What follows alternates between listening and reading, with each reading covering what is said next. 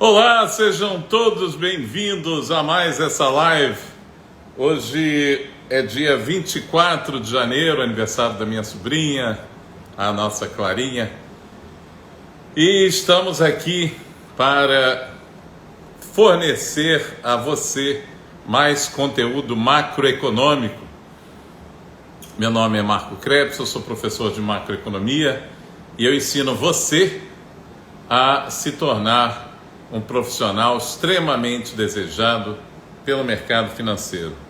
Pois muito bem, estamos aqui com as declarações marcantes do nosso presidente da República acerca do Banco Central. Depois, até mesmo antes da mudança da lei das estatais,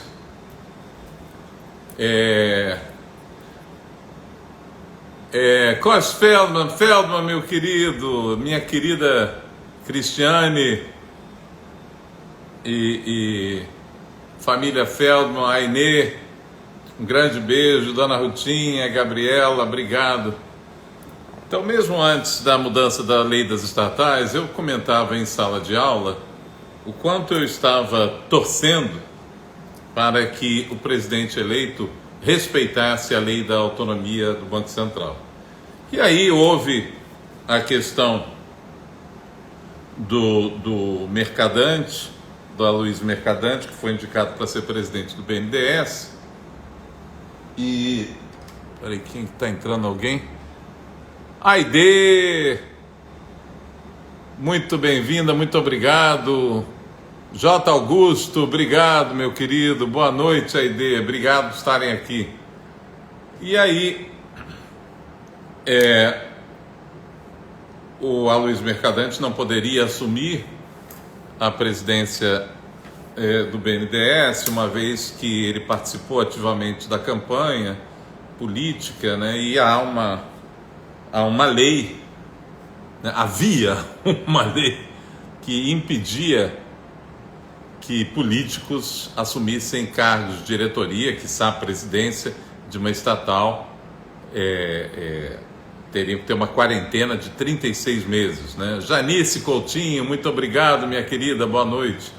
E aí, foi lá, mudou-se a lei, né? O Brasil é um país prático. Quando o presidente quer fazer uma coisa e a lei não deixa, ele vai lá e muda a lei. É muito simples. E eu rezando, então, neste ínterim, né? Para que não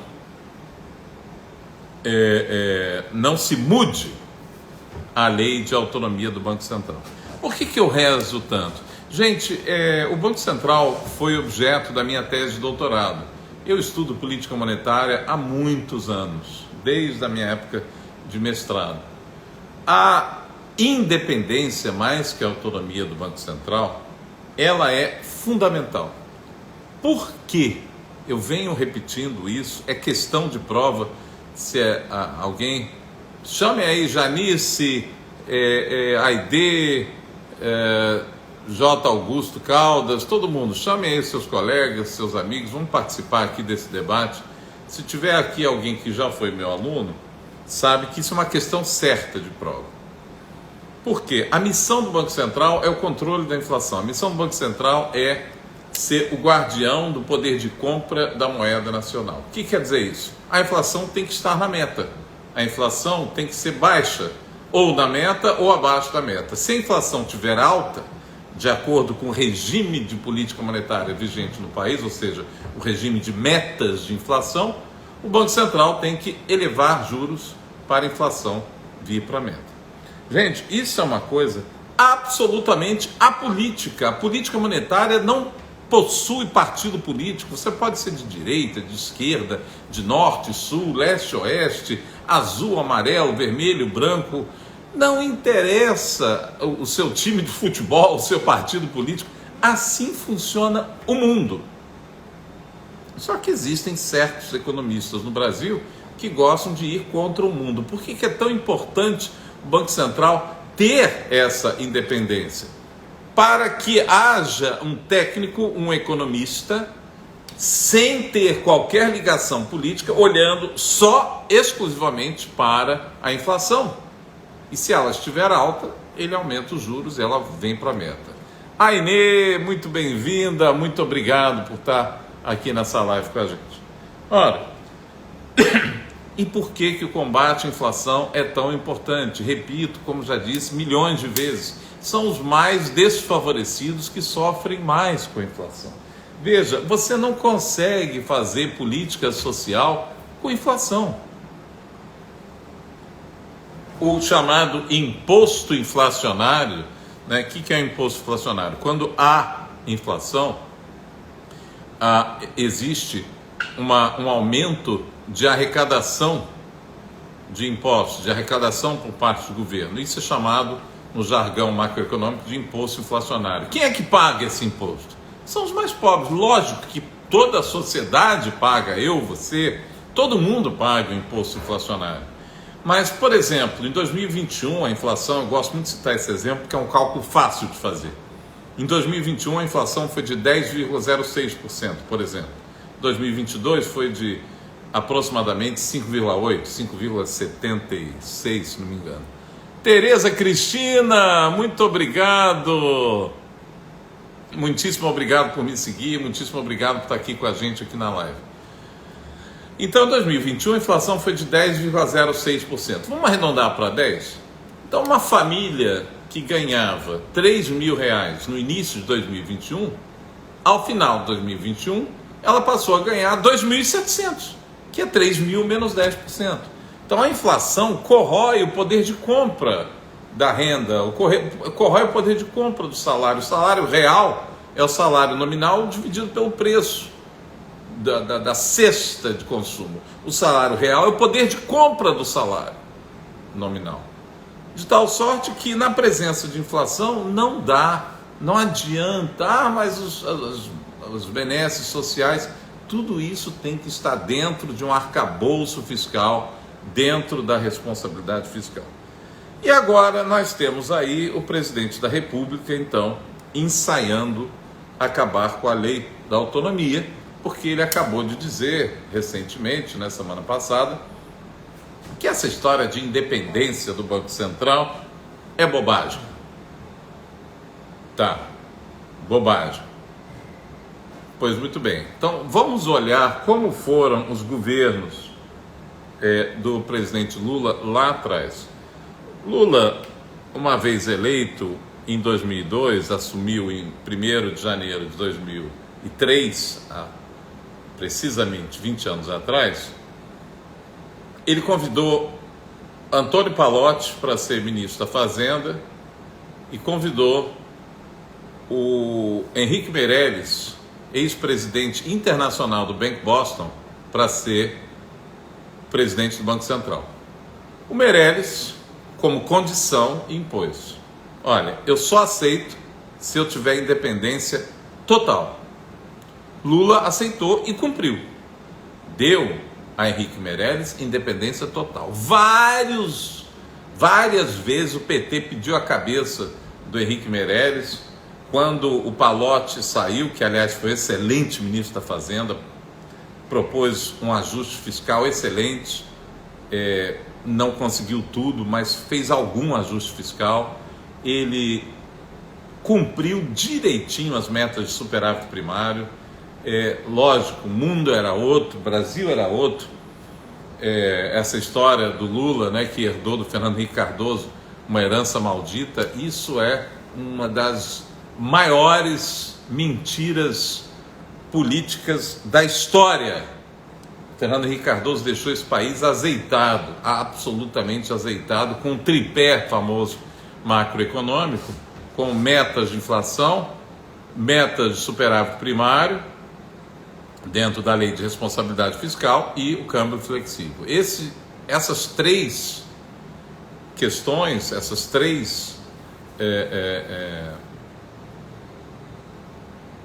esse tripé é o famoso tripé da macroeconomia brasileira e o tripé, basicamente, de qualquer economia de qualquer país do mundo. E quando o Pallotti saiu e entrou Guido Mantega, ele quis botar um cara da Unicamp lá para substituir, quis tirar o Henrique Meirelles de todo jeito, e o Lula, que é muito esperto, né? Pelo menos era, não deixou. Ele não deixou porque ele não queria que o governo dele fizesse água logo de cara, logo da primeira vez. Mas mesmo já no segundo mandato, mesmo no último ano do primeiro mandato e no segundo mandato, Luiz Fernando, muito obrigado, bem-vindo à live, muito obrigado por estar aqui. M Empates, muito obrigado. Já no final do primeiro mandato, ele já começou com a política heterodoxa de excesso de gastos. Ingrid, obrigado, minha querida, por estar aqui. Já começou a seguir a linha heterodoxa de que gasto é vida, né, que depois foi levado ao extremo no governo da Dilma Rousseff, na sua sucessora. Então, houve uma análise agora, recentemente, do Sardenberg, que eu achei bastante interessante. A herança maldita a qual Lula se referia era essa ortodoxia que dava certo, mas que vai contra ao Partido dos Trabalhadores, vai contra aos ideais heterodoxos da economia. Tanto que ele seguiu, basicamente, entre aspas, que não tinha outro jeito, né? Ele não quis, talvez no fundo ele soubesse que se não seguisse ia jogar fora o seu primeiro mandato, mas agora ele está à vontade. Luiz Inácio Lula da Silva agora está à vontade para ser ele. E o Sardenberg prossegue, ele diz que o Lula 1 não era ele, esse Lula é ele. E eu comentei com um querido amigo meu, antes das eleições, que caso Lula ganhasse, ele viria Lula segundo mandato, Lula gastador. Eu estou um pouco assustado, eu estou achando que ele está vindo Lula Dilma. Por quê?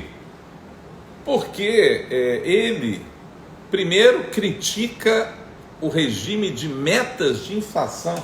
Gente, criticar um sistema de política monetária que foi implementado no dia 21 de junho de 1999, tá? Isso foi objeto da minha dissertação de mestrado, por isso que eu lembro até do dia, que tem dado tão certo, para acabar com essa variável macroeconômica nefasta que é a inflação. Ele quer fazer o quê? Metas de crescimento? Então eu chamo a atenção para duas contradições. A primeira contradição, são várias contradições. A primeira contradição é que ele fala, na minha época, o Banco Central não era independente, eu reduzi, foi ele, né? Eu reduzi a inflação de 12 para 4. Em primeiro lugar, a inflação em 2002 estava muito alta por culpa dele, por causa do efeito, o mercado estava assustado. O que ele vai fazer com a política monetária, com a política fiscal, com os contratos? Qual vai ser a política econômica do Lula após Fernando Henrique Cardoso, após Pedro Malan, após Armínio Fraga no Banco Central, etc. Aí surgiu a carta aos brasileiros, todo mundo ficou um pouco mais calmo, mas o dólar estava a 4, né? E a ID está dando um sinalzinho aí, pois é. Mas depois que todo mundo viu o compromisso fiscal do governo Lula 1, com Palotti respeitando o superávit primário, seguindo precisamente a cartilha do Pedro Malan, tudo se acalmou, as expectativas de inflação futuras. Para quem não se lembra, ou para quem não sabe, a taxa de juros estava 25% em janeiro de 2013. E aí a inflação, de fato, estava 12%, mas a inflação subiu muito, as variáveis macroeconômicas se deterioraram na expectativa da vitória do Lula. Depois, quando o quadro todo, quando ele não só sinalizou, mas como concretamente, né, efetivou a continuação da política fiscal e monetária, então tudo se acalmou. E houve, naturalmente, uma sorte impressionante com o superciclo das commodities. O Brasil exportou muito. O mundo cresceu entre 2003 e 2009, o mundo cresceu em média mais de 6,5%. O Brasil cresceu em média 3,5%, em média. Então, na verdade, o Brasil surfou muito na onda mundial. De tal sorte que o Henrique Meirelles teve total independência.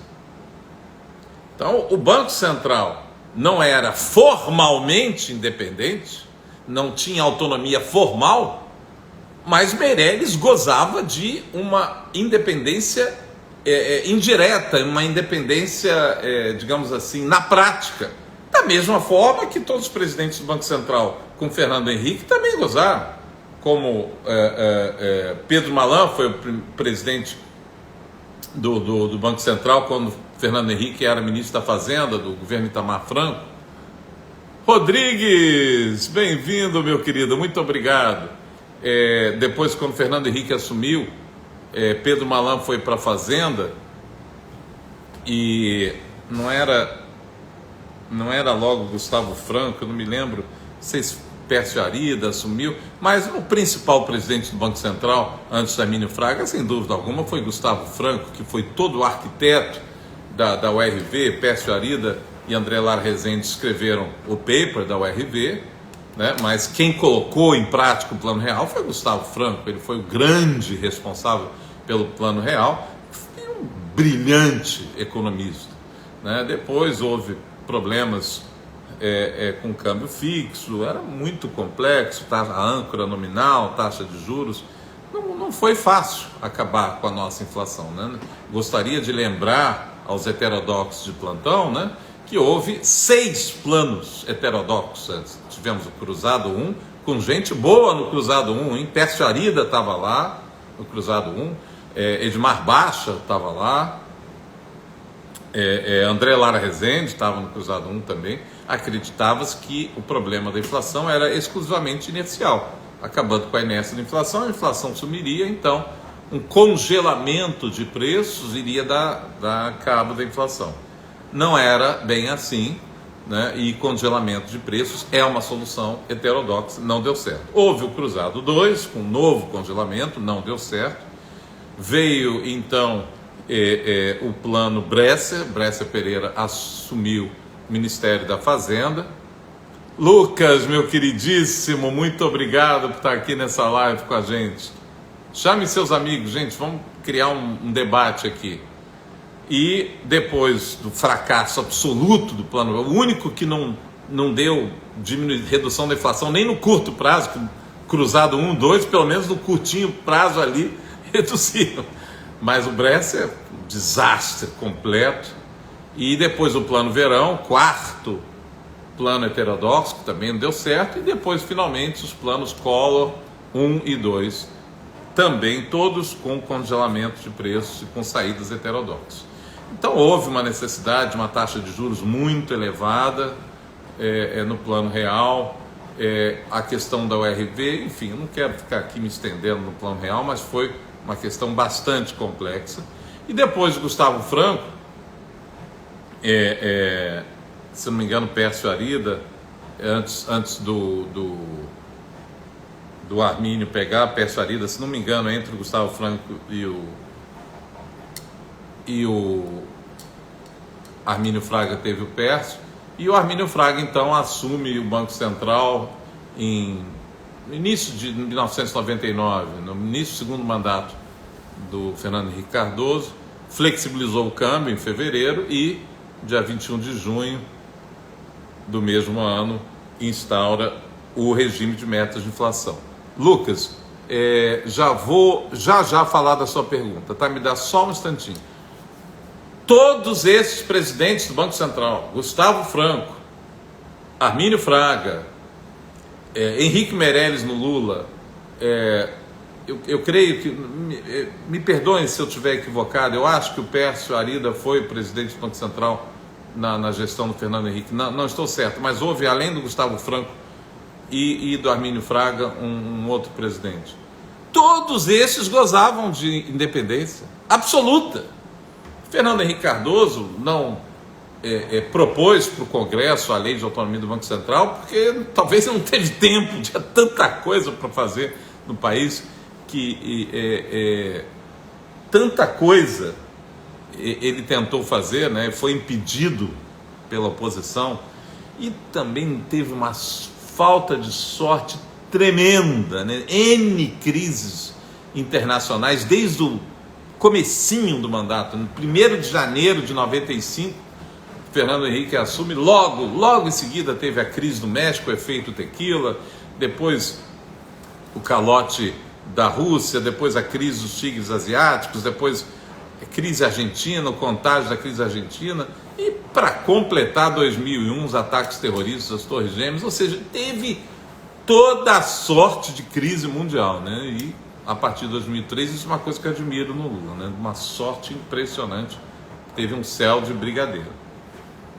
Mas esses presidentes do Banco Central, todos eram autônomos, todos, não precisava ter uma lei, mas aí com a Dilma precisava. Com a Dilma essa lei fez falta, porque no período da Dilma, em 2012, a inflação estava subindo e os juros estavam caindo. E a Dilma chegou, eu me lembro como se fosse hoje, em janeiro de 2012, e anunciou: eu não vou aumentar juros para a inflação ficar na meta e com isso comprometer crescimento. Então, primeira conclusão, né? Eu não vou. Como assim eu? O presidente da República vai cuidar de juros agora? O presidente da República tinha que cuidar de política fiscal, tá? De gastos e impostos. Ezio Faria, muito obrigado, bem-vindo. Então, com isso, ela tira completamente a autonomia do Banco Central. Em segundo, houve uma troca, então, de metas de inflação por meta de crescimento, que é exatamente o que o Lula quer fazer agora. Então, vamos lá. Vamos, antes de responder a pergunta do Lucas, vamos ao nosso ministro da Fazenda atual, Fernando Haddad. Aspas, BC poderia incentivar a economia, ou seja, juros mais baixos. Outra fase do Haddad, juros despropositados.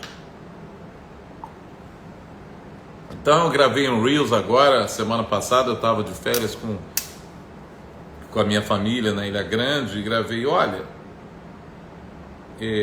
voltar para a época que o Banco Central não tinha autonomia é um desastre, é um perigo, é um retrocesso. Porque os juros estão muito altos, o Lula está se queixando que o Banco Central não entrega juros baixos. Ele não entrega por culpa do governo. Se o governo assumisse no dia 1 um compromisso, olha, nós vamos perseguir superávit primário. Eu não vou promover um arroxo fiscal, não vou promover uma contração fiscal, mas eu vou tentar fazer com que o governo tenha responsabilidade fiscal. Eu não vou aumentar ainda gastos enquanto a gente não tiver superávit primário, né? Um país que tem uma taxa de juros acima da taxa de crescimento, se não tiver superávit primário, babou. A trajetória da dívida pública é explosiva. E aí perde-se credibilidade, investimentos vão embora, investimentos externos não vêm, o dólar sobe, há uma depreciação do real, uma apreciação cambial, como é a nomenclatura da macroeconomia, o dólar sobe, a inflação sobe, aí tem mais pressão nos juros. Então, o papel do governo é, como diz José Júlio Sena, dar os braços ao Banco Central, ter a responsabilidade de não gastar mais do que arrecada. 93, Pedro, bem-vindo, meu querido. Juliana, que prazer, bem-vinda, saudade de você. Então, se ele anunciasse essa responsabilidade fiscal, pronto, a expansão monetária, a queda de juros já poderia ter começado até. Existe uma expectativa da taxa de juros fechar 2023 a 12,75. Eu não sei. Eu fiz uma projeção com o meu queridíssimo Gabs geógrafo, né, o Gabriel, que essa taxa, antes de cair, ela pode até aumentar de 13,75 para 14, se continuar essa política fiscal desvairada. Aí, o Haddad sugere para o Banco Central incentivar a economia, ou seja, ele sugere que o Banco Central baixe os juros. Quer dizer, nós vamos reeditar a nova matriz econômica. É isso? Eu entendi bem? Então, é uma coisa que me impressiona, né, e que me deixa preocupadíssimo nesse país, é o seguinte: nós não aprendemos com os erros do passado. O presidente da República, em 2012, que eu não vou repetir o nome, não me interessa o nome, não me interessa o partido político, iniciou a nova matriz econômica baseada em gastos, aumento substancial dos gastos públicos, lema do governo: gasto é vida. Ok. Uma promoção ampla de isenções fiscais e na mentalidade, a racionale da política desenvolvimentista, na racionale dos economistas heterodoxos, é o seguinte: você aumenta gasto, você bomba a economia, aumenta o consumo, com isso o governo arrecada mais, e aí está resolvida essa questão fiscal, essa questão do resultado primário, do resultado fiscal. Mas não funciona assim na prática. Em tese, poderia até ser que funcionasse na teoria heterodoxa, mas a gente já sabe que não funciona. Mas quem sabe dessa vez vai, né? Não vai. Eu digo isso sempre nas minhas lives. Eu e o Kenneth Rogoff, ex-diretor-chefe do FMI e um dos maiores especialistas em macroeconomia internacional. Eu estudei muito o livro dele quando fiz mestrado. O Rogoff tem um livro, This Time is Different, analisando todas as bobagens que se fala e que se faz. Dessa vez é diferente. Não é, não. Então nós tivemos, em 2012, uma desmoralização do Banco Central, como a perda total de credibilidade, inflação subindo e juros descendo. Não, eu não vou aumentar juros para a inflação ficar na meta e comprometer crescimento. Nem se cresceu e nem se combateu a inflação. O crescimento foi de menos 7,2% no biênio 2015-2016 e a inflação foi de 10,7%. Gente, 7,2% de queda de PIB é a maior, Luprisco, querido, bem-vindo, é a maior crise da história do Brasil, da história. Milhões de pessoas foram para a miséria. É a maior crise da história. Nem na década de 1930, na depressão mundial, o Brasil caiu tanto. Na pandemia, o Brasil caiu 4,2%. 2015, 2016, o Brasil caiu 7,2%. Pois muito bem, com inflação, menos emprego e menos renda, isso é política social? E o senhor Fernando Haddad quer fazer isso de novo, que é o Banco Central incentivando a economia, ou seja, baixando os juros com a inflação lá em cima. A inflação está 5,8%, fechou agora 2022, 5,70%, alguma coisa, 5,8%. A meta é 3 mil. Mas essa meta é muito baixa, né? Baixa para quem? Olha só, a inflação oficial é 5,8%. A inflação IPCA, Índice de Preço ao Consumidor Amplo, medido pelo IBGE. Mas muita gente, uma parcela muito grande da população tem inflação de 9%.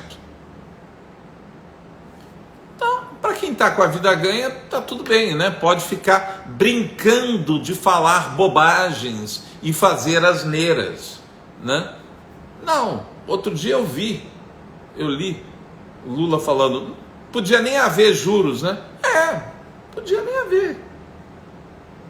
Bobagem, né? Esse negócio de juro para combater a inflação. Também. Podia não haver feijão, nem arroz, nem carne, né? Também não podia não haver, né? Quer dizer, é triste. É muito triste. Vamos pegar agora aqui, coitado, o Lucas, você ainda está aí, Lucas? Responde aqui, fala comigo se você ainda está na live. Lucas está perguntando, o senhor já falou da intenção de criar a moeda comum na América Latina? Não, ainda não falei. Se você ainda estiver aí, Lucas, escreve aqui para mim. Mas se você não tiver, tudo bem, eu vou responder. O que dizer? Pode criar, não fede nem cheira. Fazer comércio com a Argentina, tá tudo bem. Nada contra, mas é uma moeda virtual, porque o peso está completamente desmoralizado, depreciado, a inflação na Argentina está absolutamente galopante. Por causa de quê? Obrigado, meu querido. Por causa de medidas heterodoxas. Eu não estou aqui para falar de esquerda, de direita, de partido A, partido B, não me interessa. Eu estou aqui para falar de teoria econômica. E a teoria econômica heterodoxa se comprovou errada.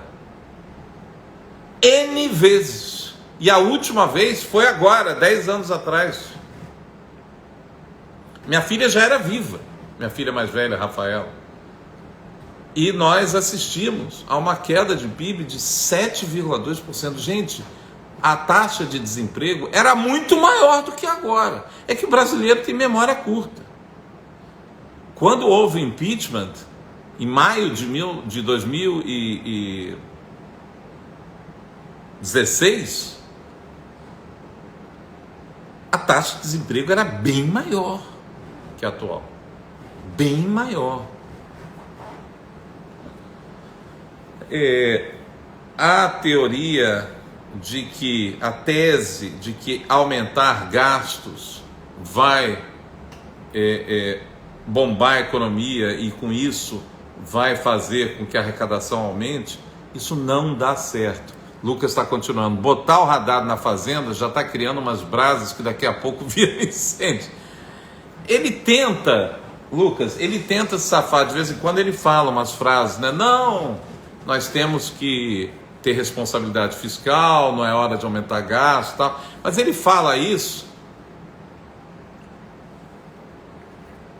a impressão que eu tenho é que ele fala isso assim só para agradar, só para inglês ver. Porque no fundo, ele está doido para abraçar a tese da Dilma que gasto é vida.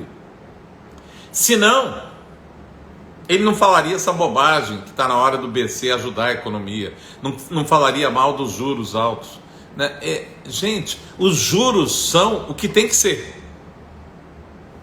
Não pode ter inflação acima da meta. Eu não tenho nada contra esse senhor, Fernando Haddad. Nada contra. Eu não tenho nada contra.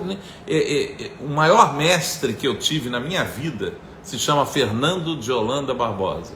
Eu tenho orgulho de ser amigo desse homem, porque ele é um exemplo como mestre e como pessoa. Ele foi meu professor no mestrado, meu orientador da minha dissertação, me puxou bastante, por sinal, e foi quem me deu a ideia do tema da minha tese de doutorado, que foi a história do Banco Central e os impactos política monetária na economia brasileira.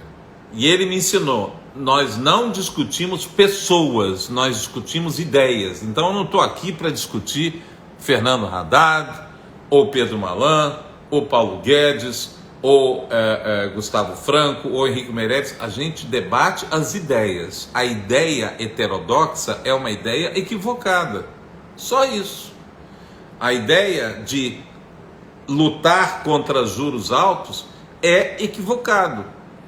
O regime de metas de inflação que foi criado na Nova Zelândia, um país, por sinal, espetacular, ele foi muito interessante, que ele foi primeiro implementado na prática e depois veio para a vida acadêmica, em meados dos anos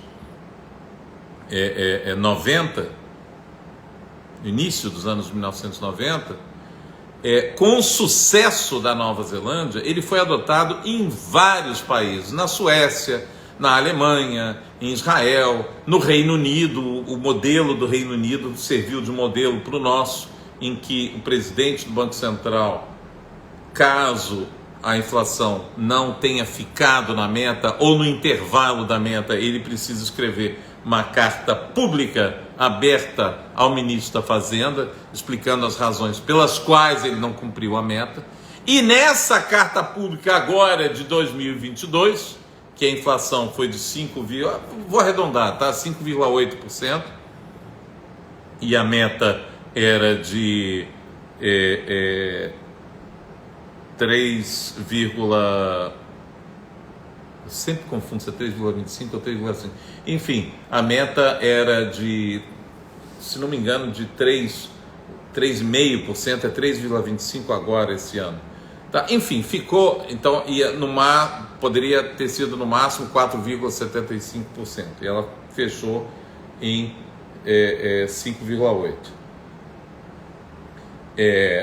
Se não é isso, se não é 3,25, o centro da meta, então é 3,5, poderia até 5, uma coisa assim, ou 3,25 ou 3,5. É 3,5 em 2022, 3,25 em 2023 e 3% em 2024.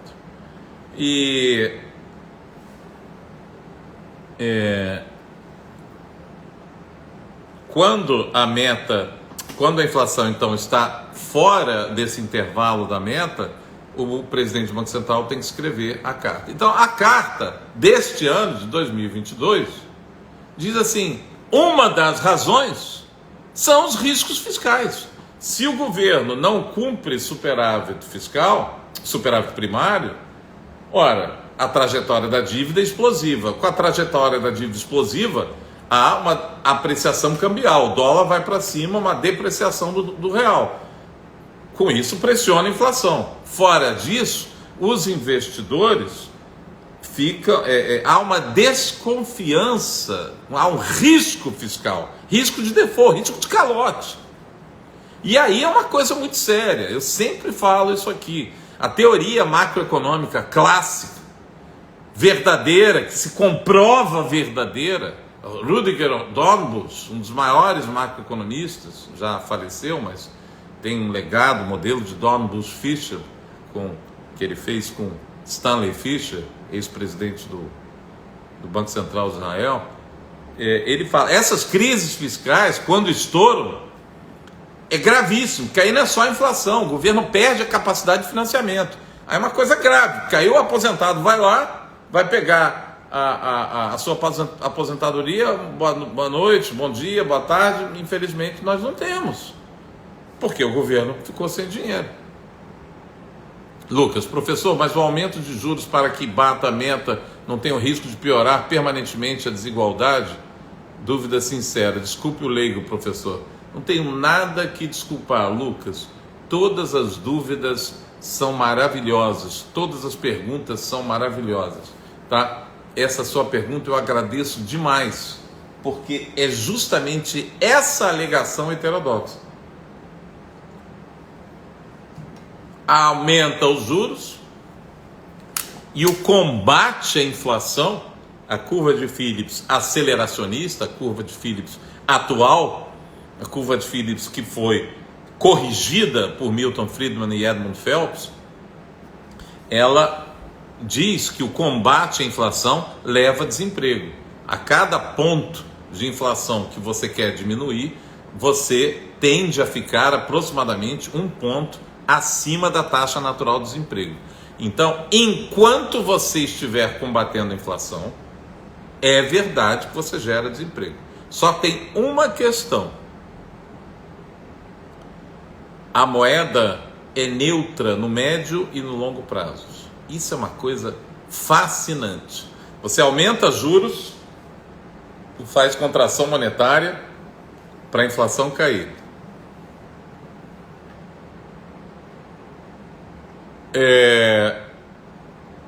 Berenice Marques, muito bem-vinda, muito obrigado por estar acompanhando aqui na live. Você aumenta juros para a inflação ceder. Você pode fazer que nem o Roberto Campos Neto está fazendo, que eu achei muito interessante. Ele parou em 13,75%. Se eu fosse membro do Copom, eu ia votar contra essa permanência. Eu ia votar para apertar mais para a inflação já chegar no ano que vem. mas com a política fiscal desse jeito, não ia chegar nem aumentando mais. Mas enfim, o que ele quer, Roberto Campos Neto? Ir aos passos, ir aos poucos, ir devagar com a política monetária para não causar uma recessão muito forte. Eu vou te dar um exemplo, Lucas. Em 1980, muito antes de você nascer, eu tinha 16 anos, houve eleição nos Estados Unidos. Jimmy Carter estava tentando se reeleger e Ronald Reagan, Carter pelo Partido Democrata e Ronald Reagan pelo Partido Republicano. E a inflação estava 12,3% nos Estados Unidos. Você sabe o que é isso? Estados Unidos da América, em 1980, com uma inflação de 12,3%. O presidente do Federal Reserve, Banco Central Americano, era o Paul Volcker. E aí o Reagan assumiu e o Volcker, então, começou a fazer uma contração monetária, começou a aumentar os juros. E ele, em 81, ele fez uma contração de 81 até 83. E em 2 anos, ao invés de fazer num ano só, em 2 anos ele reduziu 9 pontos a taxa de inflação. Então de 12 ela veio para 3. E em 82, a economia americana retrocedeu 2%. Uma belíssima de uma recessão. Em 83 ela já cresceu, se não me falha a memória, 3 ou 4%. Em 84, a taxa de desemprego aumentou pra caramba nesse biênio, 81, 82, 83.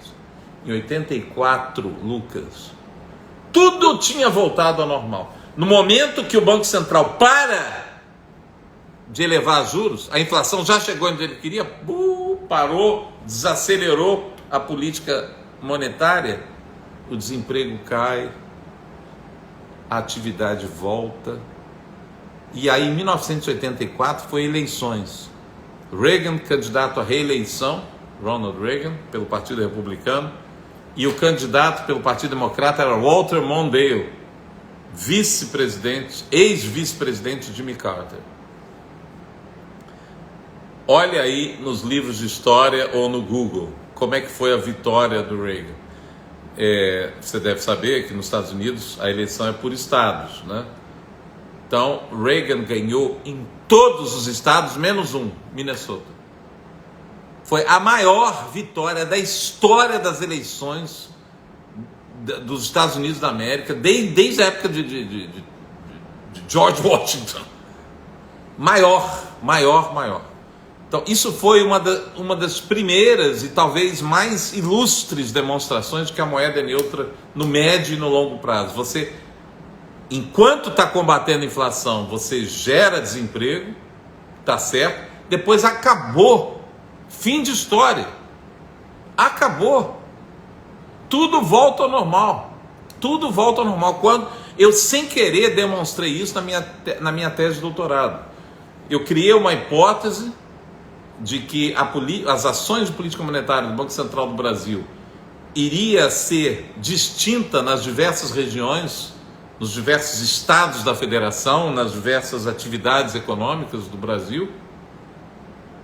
Acabou que, sem querer, eu demonstrei que foi tudo de forma absolutamente análoga, e eu fiz, ainda não fiz no R, fiz ainda no Envios, dava aqueles choques de política monetária e depois todos os gráficos de estabilização, uma coisa interessantíssima como até hoje essa teoria é válida. Eu sempre falo para os meus alunos, um modelo, o que me encantou, eu sou engenheiro químico, fiz mestrado e doutorado em economia, o que me encantou na economia é que ela não é uma ciência exata, é uma ciência social. Em economia nós temos modelos que tentam representar a realidade. A época de Alban Williams Phillips, famosa curva de Phillips, em 1958, o Phillips traçou uma curva de inflação versus desemprego no Reino Unido entre 1861 e 1957. Encontrou uma reta. encontrou um trade-off entre inflação e desemprego. Aí, 2 anos depois, uma dupla de craques, o Paul Samuelson e o Robert Solow, uma das maiores autoridades em modelo de crescimento econômico, fizeram a mesma coisa para os Estados Unidos, entre 1900 e 1960. Acharam a mesma relação de trade-off entre desemprego e inflação e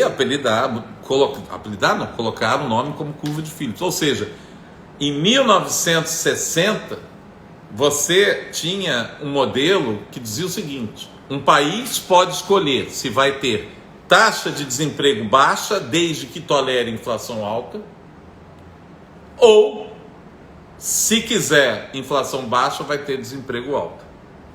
Muito bem, a partir de 1970, esse modelo faliu, porque vários países da OCDE apresentavam desemprego baixo e inflação baixa, e outros países do restante do mundo apresentavam o inverso, inflação alta e desemprego alto também.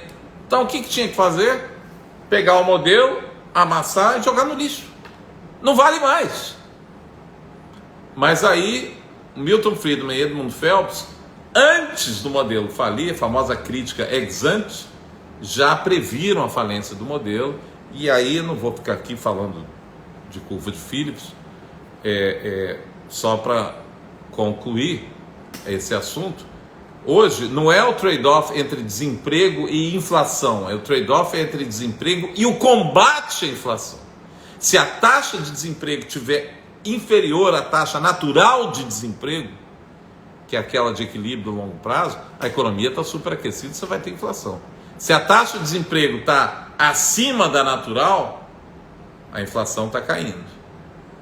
Você pode ter recessão, você pode estar combatendo a inflação. O combate à inflação, esse delta P, essa variação negativa de inflação, gera desemprego. Agora, se a taxa de desemprego for igual à taxa natural, aí nós temos a famosa inflação constante. Daí que a taxa natural de desemprego também é chamada de taxa de desemprego em que a inflação é constante, não acelerativa, né? NAIRU, Non-Accelerating Inflation Rate of Unemployment, NAIRU. Professor, esse modelo serve para estabilizar, mas após tal estabilização, qual seria a proposta ortodoxa para reduzir a desigualdade remanescente, como é que a gente vê no Brasil? Olha, essa é a pergunta de $1 milhão, né? Nós temos, Lucas, que seguir a cartilha. Nós temos que equacionar os problemas do Brasil e ir atacando aos poucos. Por exemplo, qual é o principal problema do Brasil agora, econômico, macroeconômico, sem, óbvio, além da desigualdade? O principal problema macroeconômico é a política fiscal. Nós estamos sem superávit primário e com um crescimento.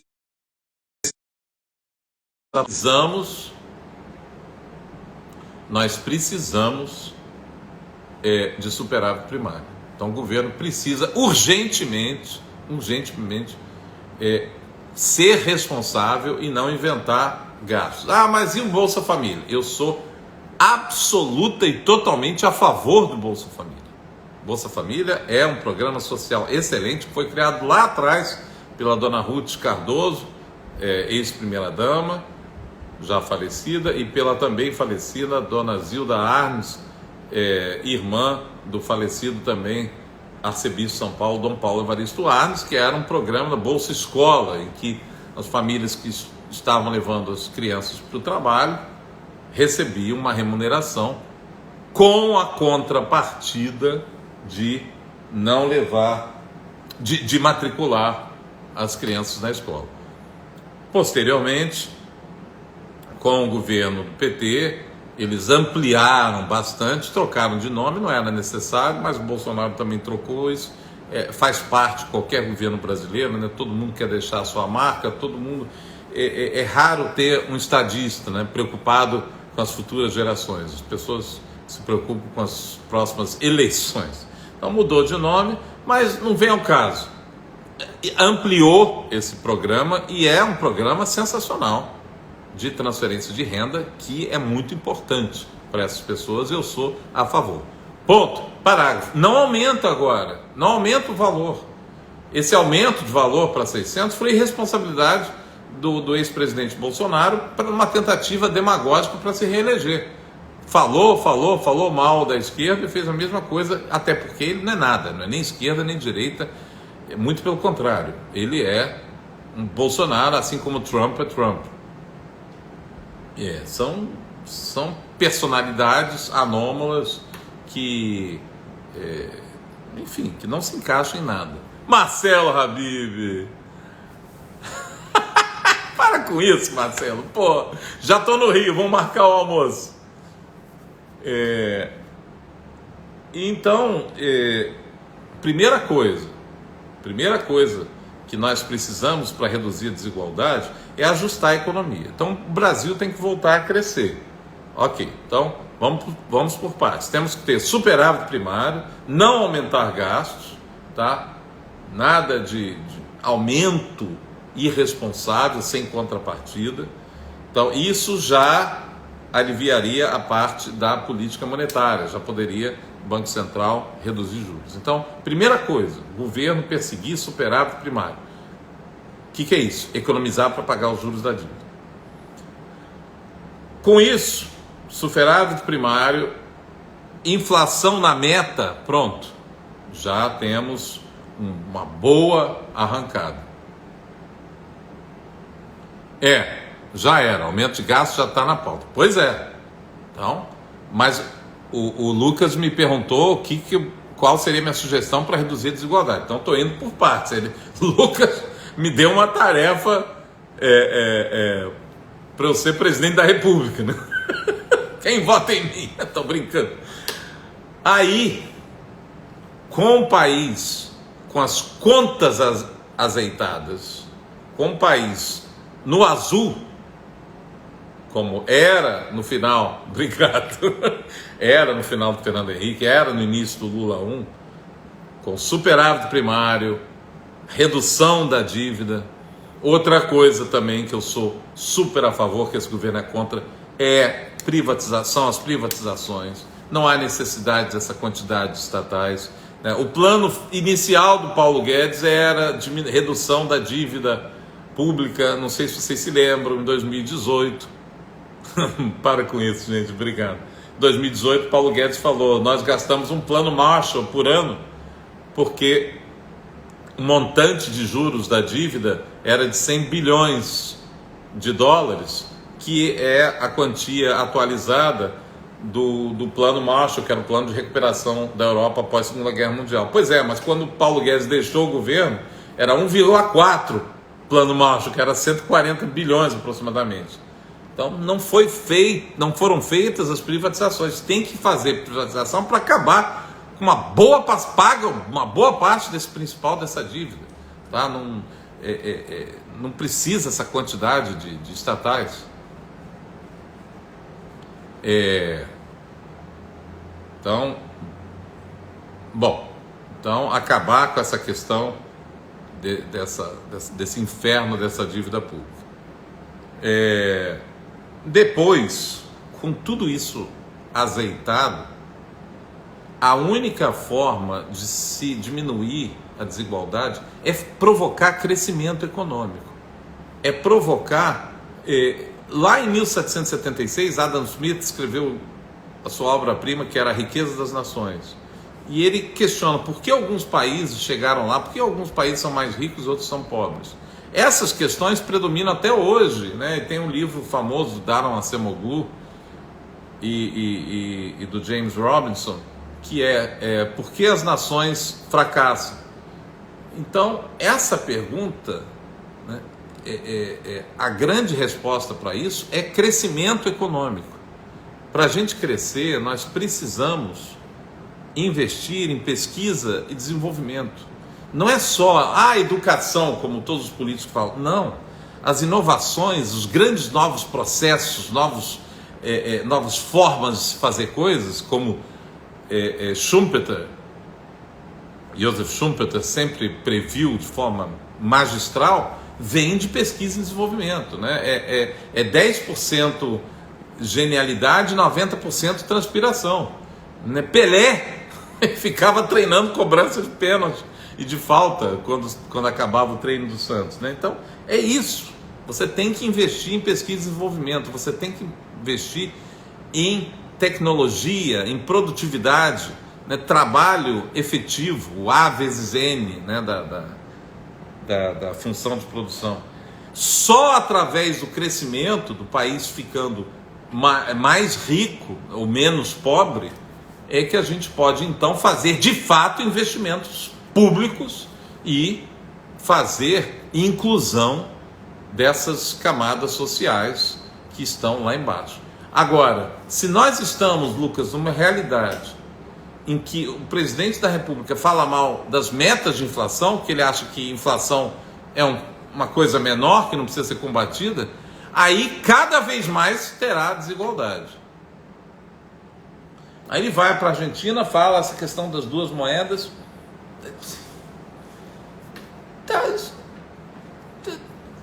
Quer fazer, faz, mas isso, sabe, é o tal negócio. Eu estou de dieta, tomo Coca zero ou Guaraná zero, tanto faz, sabe? A questão toda não é essa. Vai se voltar a história do BNDES, dos campeões nacionais, não é isso. Nessa hora me dá saudade do Temer. Agora vocês não vão mais votar em mim. O Temer tinha a Maria Silvia no BNDES, que foi um excelente presidente do BNDES. Essa história de campeão nacional, no final a gente viu no que deu, né? Do Ike Batista, do Joesley Batista também, da JBS, aquela coisa toda, né? Não vou ficar aqui falando de política, mas a gente já sabe o que deu. Então, isso é atraso, isso é retrocesso. Tá? O que a gente tem que fazer é política fiscal responsável, responsabilidade fiscal, superávit primário e metas de inflação.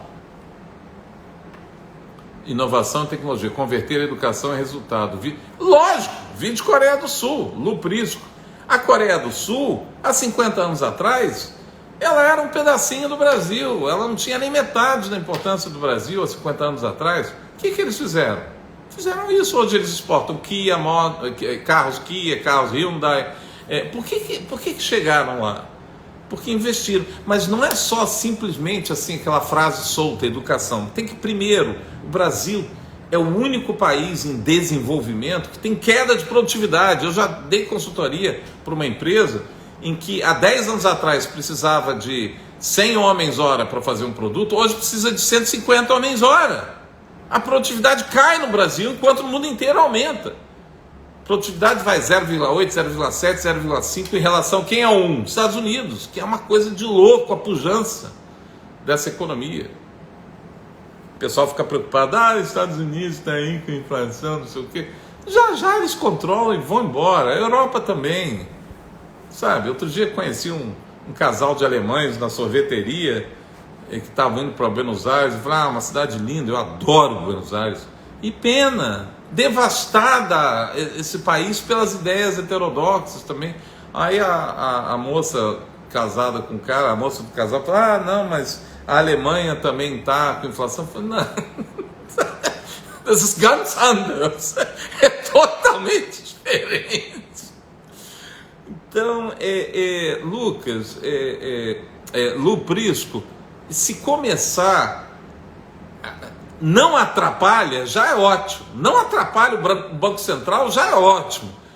Faz superávit primário, que já é mais que bom. E a Coreia, ela investiu em produtividade. O operário brasileiro é extremamente improdutivo. O trabalhador brasileiro é extremamente improdutivo. Extremamente. Ele precisa ser treinado com direcionamento para a produtividade. Eu tenho o privilégio de ser professor do Departamento de Engenharia Industrial da Escola Politécnica, da UFRJ. Eu dou aula na Engenharia de Produção. São alunos maravilhosos, mas não sai um desempregado. Eu participo de N bancas de trabalho de conclusão de curso. Todo mundo sai empregado. E eu falo, quando a maioria da turma é muito boa, e normalmente é, vocês não podiam sair da... Lógico, trabalhar numa empresa, mas não podia trabalhar num processo produtivo. Tinha que pegar, sentar, a Camila, a Luara, e, ó, você vai ficar aqui, monta uma equipe, você vai ficar aqui pensando. Pesquisa e desenvolvimento, você vai ficar, bota a tua cabeça aqui para funcionar, para ver que outras formas, que outros processos a gente pode fazer isso. Isso era a grande questão que Schumpeter falou lá atrás, no século XIX.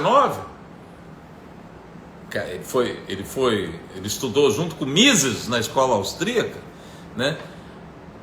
Que foi genial. Eu queria tanto que Schumpeter fosse vivo para ele ver como ele tinha razão, né, com as câmeras fotográficas dos celulares, as câmeras dos aparelhos, dos smartphones, como ela destruiu completamente o mercado das câmeras digitais. Destruiu completamente. É a ideia da destruição criativa, que quando surge uma nova ideia, você destrói. Quando veio o carro, destruiu. A charrete destruiu. Mas não é só a charrete, mas a questão do cocheiro, do cara que cortava a madeira, do cara que botava a ferradura no cavalo, etc, etc, etc. São várias outras questões que ficaram para trás. Então, concorrente... Lohana, bem-vinda, obrigado, querida. O concorrente do seu negócio não é o cara que tem um negócio ali do lado, que vende as mesmas coisas que você. São os processos futuros, né? Isso que é lindo e que está acontecendo agora, exatamente o que Schumpeter previu. Engraçado que no Brasil tem muita gente improdutiva, mas quando tem um brasileiro produtivo, o cara é o bicho. É claro, lógico. Gente, eu estou com 10% só. Ah, querida é você, Lohana, saudade. Eu estou com 10% só, não esperava essa live tão grande, mas, enfim, eu queria dizer que estou muito triste com as declarações do presidente da República, muito preocupado. Eu já não estou mais nem preocupado, já estou certo de que esse ano nós vamos ter um ano muito difícil, um ano com muita inflação, um ano sem crescimento, tá? Se tiver, vai ser 0,5, por volta disso aí. E gostaria ardentemente que uma luz viesse a essa equipe econômica para que... Tá, vou fazer uma live sobre as duas moedas, a Gabriela está me pedindo. Isso é bobagem, não preciso de uma live para isso. Pode fazer, não fede nem cheira. Não é duas moedas, Gabriela, é uma moeda virtual do Mercosul, vai chamar SUR. Essa mania de grandeza, né, o ufanismo sul-americano, não, tem o euro, vamos ter a nossa também, vamos competir com os Estados Unidos. Cai na real, não vai competir nada, vamos, bola para frente, isso é uma bobagem. Se quiser fazer, pode fazer, mas não tem a menor relevância isso. Gabriela, não tem a menor relevância essa moeda virtual entre Brasil e Argentina, menor. Obrigado a você, Lucas, muito obrigado, vocês que são maravilhosos. Gente, é isso aí. Metas de inflação são muito importantes.